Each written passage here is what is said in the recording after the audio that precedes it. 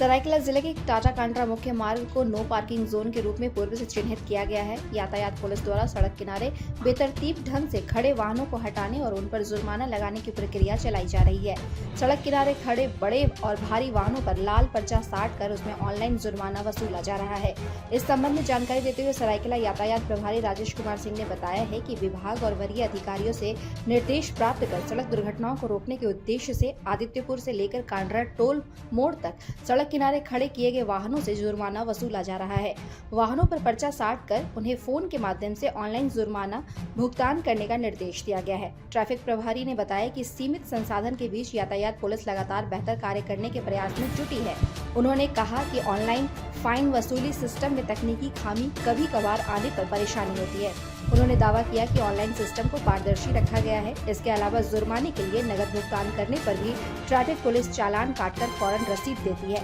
आम लोगों से अपील है कि वे यातायात नियमों का पालन करें ताकि दुर्घटनाओं से बचा जा सके।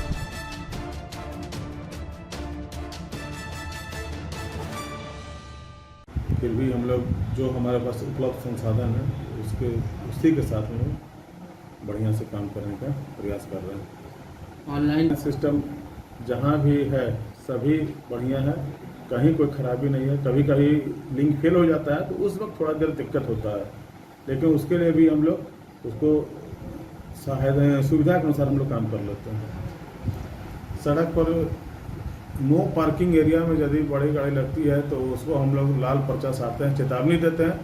नहीं मानता है, गाड़ी नहीं हटाता है तो हम लोग लाल पर्चा साट देते हैं। फिर उसके बाद आता है तो उसका जो विधिवत फाइन है हम लोग जमा करते हैं, और यदि नहीं आते हैं तो हम लोग कोर्ट में प्रिस्क्रिप्शन भर के भेज देते हैं। कोर्ट के द्वारा फिर उसका फाइन कटता है।